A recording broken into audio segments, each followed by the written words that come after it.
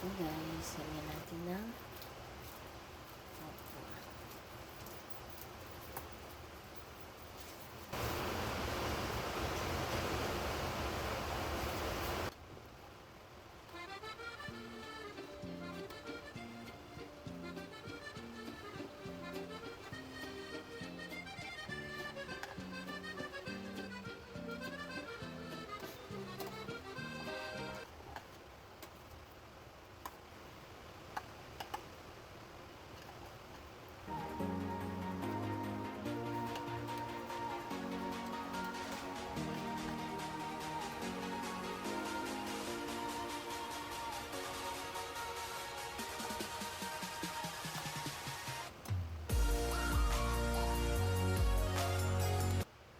Dahil sa marami tayong kanin guys, kaysa mapanis at itatapon lang natin kapag napanis, so ito ang ginawa natin guys. Ginawa nating tinughong.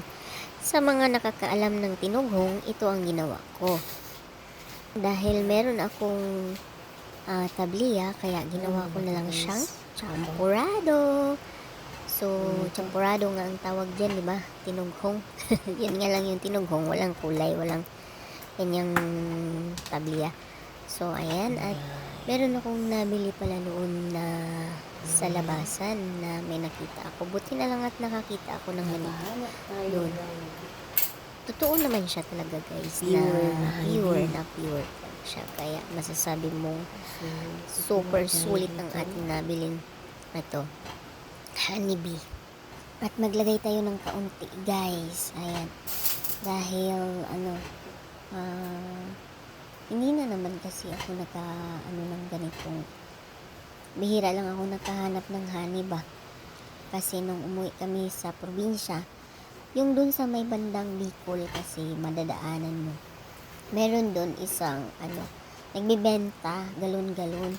Ang problema nga lang guys, kasi nung pag bumabalik kami pa Maynila, ay hindi na namin malaman kung saan banda.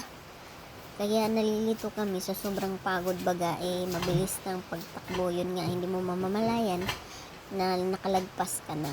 So, yun, bihira lang tayong makahanap ng pure na honey, no? Kaya, ayan. Tinipid natin, guys, para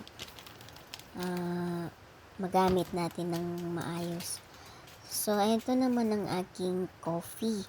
Choco coffee naman ito guys. Masarap pala itong choco coffee na ito pag lagyan mo ng malamig na tubig. Yung yelo ba, may yelo. Maraming yelo. Masarap pala siya. Kasi minsan hindi ko nauubos yan. At pag may natira ay naglalagay ako ng yelo.